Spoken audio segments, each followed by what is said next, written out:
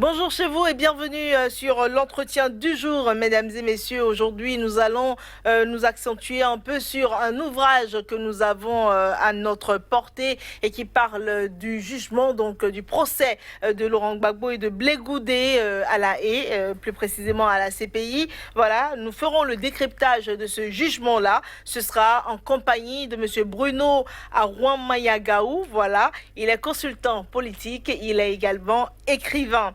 Et il est d'ailleurs auteur d'un ouvrage déjà qui est sorti de Ouattara et la 61e ethnique.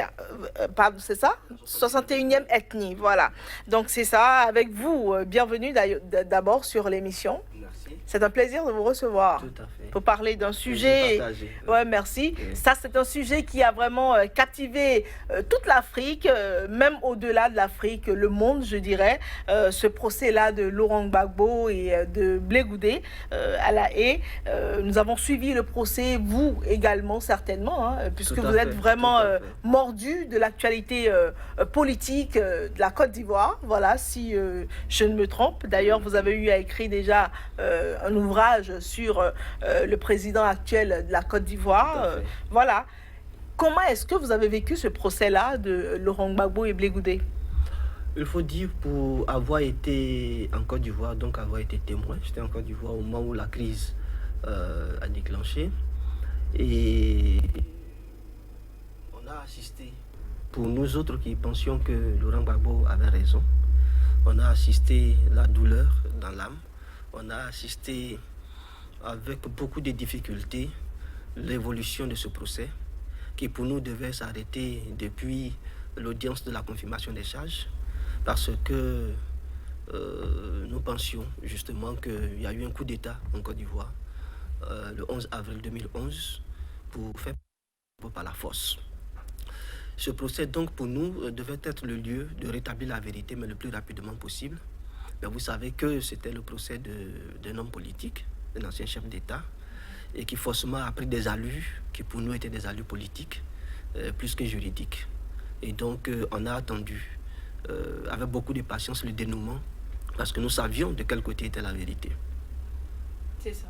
Alors justement, il y a eu un verdict qui est tombé. Deux juges de la majorité de la chambre de première instance de la CPI ont délibéré et ont acquitté les deux hommes politiques, chose qui a été contestée par la troisième juge de la même chambre. Est-ce que quelque part, on ne pourrait pas dire que la CPI se contredit en elle-même? Bon, c'est la procédure. C'est la procédure. Il y a trois juges. Et la majorité l'emporte. Et sur les trois, il y a deux qui ont émis l'avis d'acquittement. Il y a une qui a émis un avis dissident. Et donc, ça n'a pas empêché donc que l'acquittement soit un acquis, pour ainsi dire. C'est ça. Voilà. Et justement, nous avons un ouvrage sous la main, je le disais au début, qui est intitulé « L'acquittement de Laurent Gbagbo et Blé Goudé. Les juges de la CPI restituent la vérité historique ». Quelles sont les vérités là qui ont été restituées à travers cet ouvrage et qui vous ont convaincu, vous? À l'attente de mon propos, je disais tout à l'heure que nous étions convaincus que c'est agi d'un coup d'État en Côte d'Ivoire. Il y a eu une élection en 2010. Élection sanctionnée par des résultats donnés par la Cour constitutionnelle de la Côte d'Ivoire, qui est l'instance la plus habilitée à le faire. Elle a donné Laurent Gbagbo vainqueur des élections. Il y a eu une contestation qui a fait le lit donc de la crise.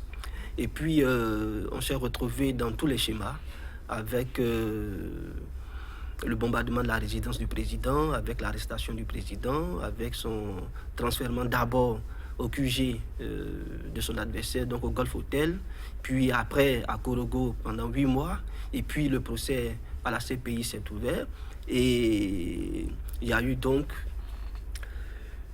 tout ce que nous avons, tout ce à quoi nous avons assisté, mais qui pour nous devait aboutir forcément à l'acquittement, si tant il était vrai qu'il devait avoir un procès, je veux dire si on disait le droit. Et pour nous le droit a été dit. Les deux juges ont dit le droit. C'est ça. Alors justement, est-ce que vous pensez que toute la raison est du côté de Laurent Gbagbo? Quand même, il y avait deux forces qui se faisaient face quand même. J'entends souvent cela se Vous dire, pensez mais que le rentrer camp dans de le... Laurent Gbagbo est totalement propre et qu'il n'a rien à se reprocher? Laurent Gbagbo est un président en exercice. Quand la crise éclate, il y a les élections, il y a une crise. Pour juguler la crise, Laurent Gbagbo demande qu'il y ait recomptage de voix. Le camp d'avance prend les armes, attaque la République. Et donc on ne peut pas dire que les responsabilités sont partagées. C'est vrai que dans la gestion des hommes, dans la gestion de l'État, dans la défense des institutions de la République, il y a eu une action déployée sur le terrain. Donc on pourrait penser pour certaines personnes que les responsabilités sont partagées. Mais quand on rentre véritablement dans ce sujet, il y a un État qui est agressé. Donc il y a un agresseur, il y a un agressé. On ne peut pas mettre les deux sur le même pied de responsabilité, ce n'est pas possible. Mais dans le même temps, il y a eu bain de sang, il y a eu des dizaines et des dizaines d'Ivoiriens qui sont tombés dans cette crise-là, et de part et d'autre, justement. C'est en cela que cet ouvrage est intéressant, parce que justement, les faits incriminés à Laurent Gbagbo, c'est le massacre de la population civile, c'est les tueries des femmes, c'est les violations des droits fondamentaux, c'est des actes d'agression, des actes inhumains. Mais, je veux dire la vérité des faits, à l'analyse des faits, ben, le procureur n'a pas pu apporter un début d'élément de preuve. Donc, je continue de dire que c'est l'État de Côte d'Ivoire qui a été agressé, c'est les Ivoiriens qui ont été agressés. Vous faites des élections, il y a l'armée légaliste, il y a l'armée loyaliste qui défend la population. Celui qui a été candidat face au président sortant est censé être un civil qui doit avoir des militants qui sont des civils. D'où vient-il que ces militants se retrouvent avec des armes, attaquent et fassent des bains de sang? Donc il n'y a pas eu de la part de Laurent Gbagbo une volonté de massacrer la population. Il n'y a pas eu de la part de Laurent Gbagbo une volonté de faire justement le plan commun dont la procureure a abondamment parlé, mais le plan commun il est tombé parce que malgré ces 10 000 pages de son document contenant les charges, elle n'a pas pu, je veux dire, apporter de preuves. Donc la Côte d'Ivoire a été victime, Laurent Gbagbo a été victime, c'est cela qu'il faut surtout retenir. C'est ça, Laurent Gbagbo a été victime, selon vous, voilà. Selon les faits, madame. Bon, oui. Et selon c'est vous qui le dites. Selon les motivations des juges, oui, qui sont contenues justement dans cette œuvre, tout son intérêt. Voilà, dans cet ouvrage, mais bon, moi je ne peux pas me mettre à la place, hein, d'accord. Justement, c'est ce que nous lisons et c'est ce que vous dites de votre position, on l'observe tous. Alors justement, par rapport au déroulement de ce procès-là, nous avons eu le verdict des deux juges et nous avons eu la procureure qui est revenue à la charge et qui a fait appel. Et d'ailleurs, le film se poursuit. Tout à fait, tout à fait. Elle en a pris une raclée parce que... Mais elle n'a pas dit son dernier mot. Oh, bah, écoutez, pour dire son dernier mot, il faut qu'elle ait des éléments, n'est-ce pas? En 2003, elle a apporté un document de près de 10 000 pages, j'en parlais tout à l'heure, et l'œuvre est assez explicite là-dessus. Son DCC, donc son document contenant les charges, a été balayé du revers de la main parce qu'il n'y avait pas de preuves.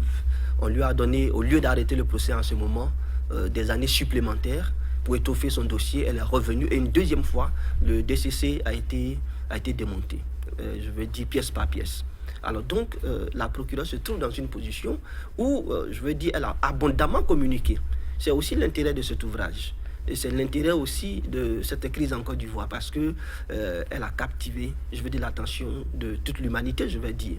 Alors donc, que ce procès se termine ainsi facilement, est une déculottée pour la procureure. Donc je comprends qu'elle veuille bien continuer. Et d'ailleurs, il y a un titre dans cette œuvre qui dit que malgré l'insuffisance des preuves de la procureure, elle continue de s'accrocher. Mais pensez-vous qu'il y a des mains invisibles qui ont un rôle là? Quand on regarde ce qui s'est passé en Côte d'Ivoire, madame, forcément, on n'était pas dans, je veux dire, dans un conflit entre deux Ivoiriens.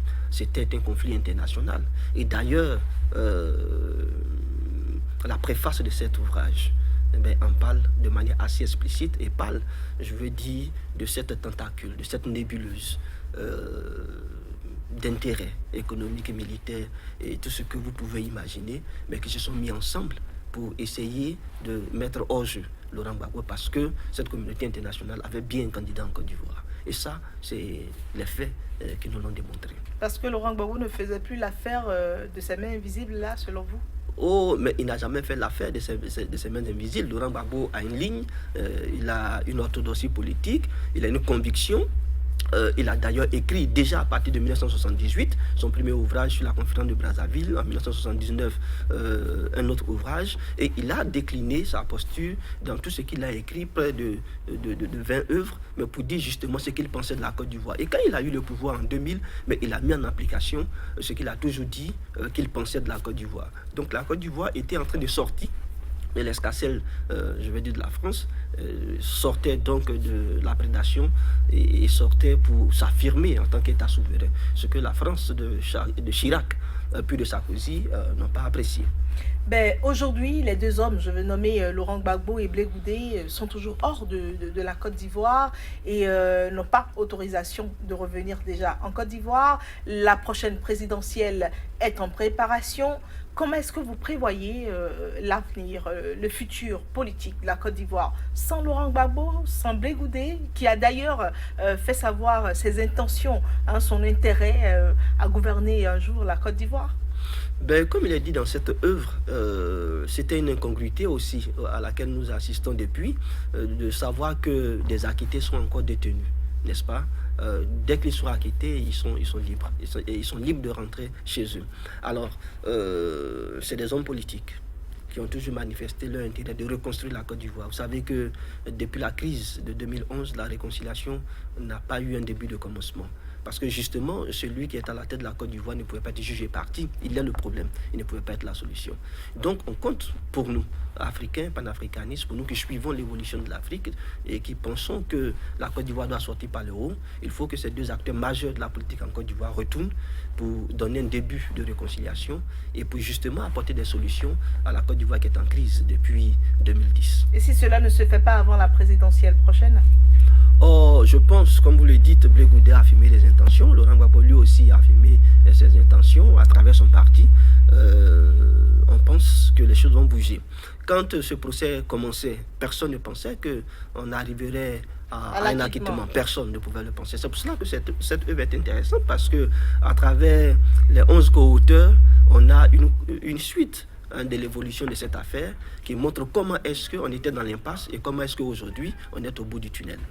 Merci beaucoup. Alors, je rappelle, Monsieur Bruno Awamayagaou. Voilà, vous êtes consultant politique, vous êtes écrivain également, et avec vous, nous sommes revenus un peu sur le procès Laurent Gbagbo, Charles Blé Goudé, décryptage du jugement de la CPI. Merci d'avoir accepté de répondre à nos questions. C'est moi qui vous remercie. C'est donc la fin de cet entretien. Ravi de vous l'avoir présenté, mesdames et messieurs. Prenez soin de vous.